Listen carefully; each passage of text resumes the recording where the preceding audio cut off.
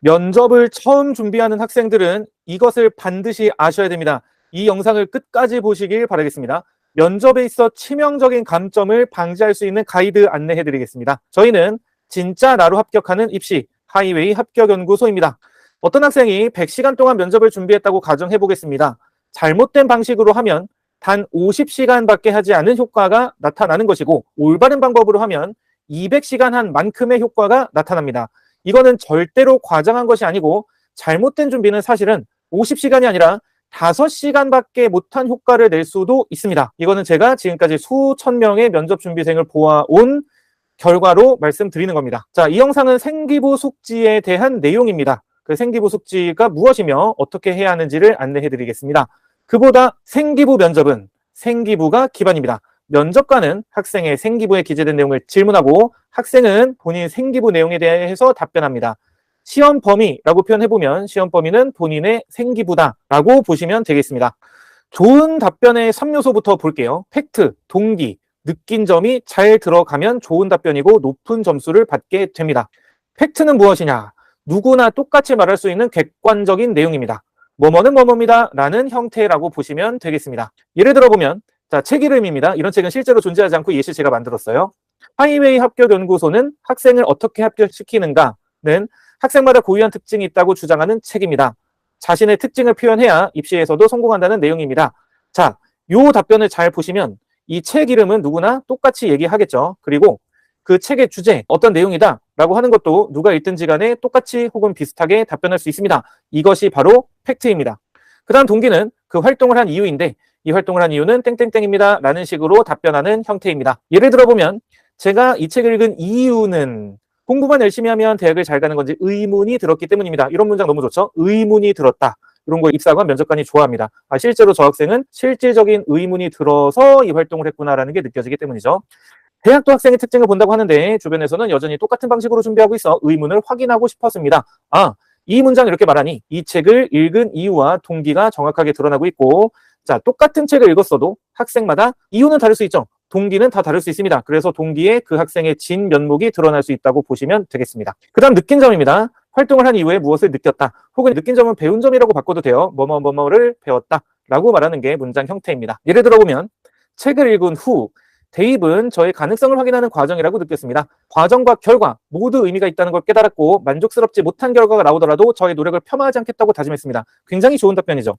똑같은 책을 읽었는데 이 학생은 이렇게 얘기하고 다른 학생은 또 다르게 얘기할 수 있는 거예요. 이 학생은 뭘 느꼈냐? 대입은 가능성 확인하는 과정이고, 상식적으로는 결과가 중요한데 이 학생은 책을 읽고 뭘 깨달았냐면 과정도 의미 있다고 깨달은 거예요.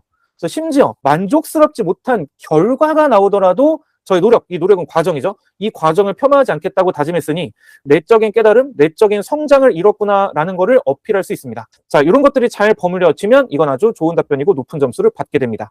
점수 체계, 팩트는 기본적으로 들어가야 돼요. 팩트를 말하면 기본 점수입니다.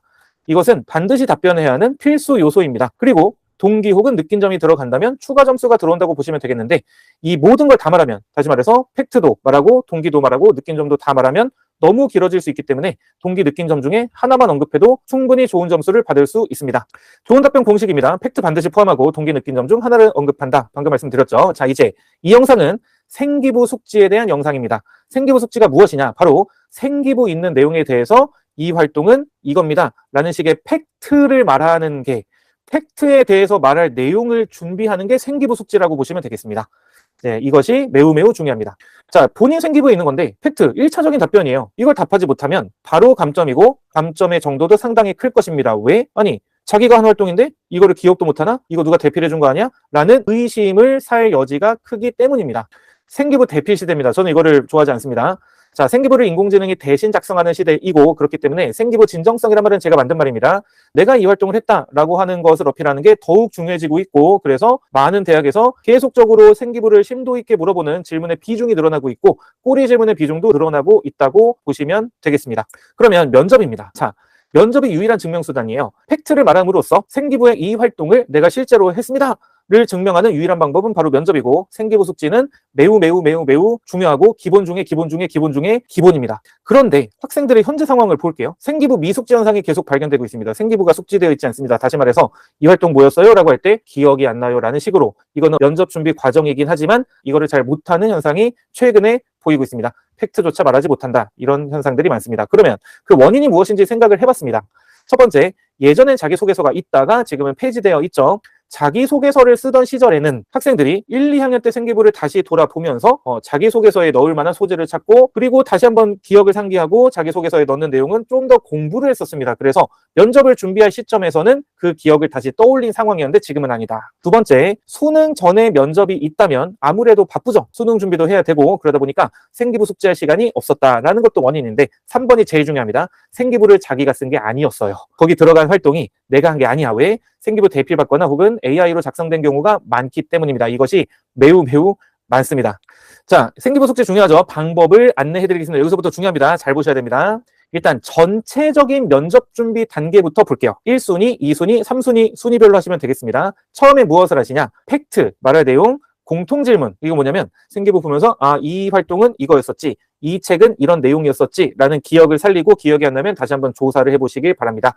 공통질문은 자기소개 지원 동기, 요게 거의 뭐 대부분이라고 보시면 되겠습니다. 어느 학교든 자기소개나 지원 동기, 여기는 뭐 졸업 후 진로나 이런 거 학업 계획 다 포함됩니다. 자, 요거를 먼저 만들어 놓고 2순위, 동기나 느낀 점이 나중입니다. 자, 1, 2순위를 나누어야 돼요. 왜냐면 학생들이 이 팩트도 하면서 동시에 동기도 만들어 보면서 동시에 느낀 점도 생각하면 시간이 너무 오래 걸려가지고 면접 전까지 스피치 연습을 해야 되는데 스피치 연습을 잘 못하고 그냥 요것만 하다가 진도를 다 못 나갑니다. 이게 오래 걸리거든요. 이것도 물론 오래 걸리지만 동기와 느낀 점을 무엇을 말할지를 생각하는데도 꽤 많은 시간이 듭니다. 네, 그래서 일단은 진도를 빨리, 가장 중요한 거 먼저, 가장 중요한 거 뭐라고요? 생기부 숙지라고요. 그래서 요거를 생기부 전체적으로 다 하고 나서 최소한 1차적인 답변을 할 수 있도록 하고 나서 그 다음에 중요한 활동이라고 생각하는 것에 대해서 동기 느낀 점을 팩트에 덧붙이는 형식으로 대본을 만들면 되겠습니다. 요게 되면, 자, 이것이 말할 내용이에요. 말할 내용이 다 준비가 되면 그 다음에 스피치 연습을 하는 겁니다. 돌발 질문 나올 수도 있고 압박 질문 이런 거 모의 면접으로 준비하시면 되겠고, 말하는 태도, 표정, 발성, 호흡, 억양 이런 것들은 역시 모의 면접으로도 하는데 혼자서도 할 수 있습니다. 여기서 잠깐 팁을 드리면, 어떤 곳에서는 이 스피치, 그러니까 학생이 말할 내용을 다 준비하지 않았는데 모의 면접부터 시작해서 처음부터 끝까지 모의 면접만 보는 곳이 있는데요. 그곳은 학생이 준비가 잘 되면 괜찮지만 잘 되지 않으면 굉장한 혼란을 느낄 겁니다. 모의 면접은 나중에 하는 겁니다. 마치 모의고사를 처음에는 개념하고 적용하고 그런 연습을 하다가 나중에 모의고사를 보는 것처럼 나중에 모의 면접을 준비하시면 되겠습니다. 자, 면접 준비 단계에서 1순위 중에 팩트, 그러면 이 부분 어떻게 할 거냐를 다시 한번 팩트의 우선순위로 보겠습니다. 생기부를 펴요. 1순위, 2순위, 3순위가 있습니다. 1순위는 전공 관련한 것들을 먼저 하셔도 됩니다. 진로 역량을 보여주는 활동 전부 다 잡아서 이 활동은 이거다, 이 내용은 이거다, 이 책은 이런 내용이다 라고 하는 거를 한두 문장으로 말할 수 있게 준비하는 게 먼저입니다. 그 다음 두 번째, 학업 역량과 공동체 역량 점수를 딸 수 있는 것들. 생기부를 쭉 보면 교사의 평가에 적극적인 학업 의지 너무 중요합니다. 적극적인 학업 의지가 보인다. 교사한테 가서 질문도 하고 수업 시간에 학생들이 다 같이 공부할 수 있게 분위기도 만들고 발표도 하고 더 물어보기도 하고, 이런 것들이 느껴지는 부분 역시 무엇을 질문했나, 학생들한테 어떤 식으로 이 반 분위기를 잘 꾸려갈 수 있도록 조언을 했는가 라고 하는 것에 대해서 답변할 수 있도록 준비하시면 되겠습니다. 공동체를 위한 노력이 드러나는 활동, 이건 봉사활동이 많고요. 봉사활동 보통 학생들이 중요하지 않다고 생각하는데 면접에서는 한 번씩 꼭 물어봅니다. 그러니 꼭 준비하시길 바라고, 자, 그 외, 이건 진로로도 관련 없고 나의 노력 사례도 아닌 것 같고 그냥 대충 써 있는 것 같음에도 불구하고 나머지 항목도 다 하시길 바라는데, 자, 이 3순위는 이런 거예요. 대학마다 다릅니다. 예를 들어서 숙명여대다. 숙명여대는 면접 어렵습니다. 지역적인 거 많이 물어봐요. 거기에서는 전부 다 준비하셔야 되고, 반대로 경희대입니다. 경희대는 지역적인 거 많이 물어보지 않고 굵직굵직한 것들을 위주로 물어보는 경향이 있으니 경희대 준비할 때는 뭐 생기부 전부 다가 아니더라도 1순위, 2순위를 정확하게 준비해두자, 이런 식으로 가셔도 되겠습니다. 이해되시죠? 이 영상 초반에 100시간 준비했는데 5시간도 준비하지 않은 그런 상황이 어떤 거냐면, 생기부 숙지를 제대로 하지 않고 순서가 막 뒤죽박죽인 거예요. 그러니까 팩트를 먼저 해야 되는데 이 팩트랑 동기랑 느낀 점을 한 번에 막 하느라고 너무 시간이 많이 걸려서 진도를 못 나가거나, 아니면 말할 내용을 준비 못했는데 스피치 연습하고 있거나, 이런 경우들이라고 보시면 되겠습니다. 여러분은 이 순서 잘 지키셔서 드림대학 합격하기를 기원합니다. 그리고 면접을 준비하는데 어려움이 있다면 제 댓글에 연락처 남겨드릴 테니 연락 주셔서 기쁨을 함께 할 수 있도록 도와드리겠습니다.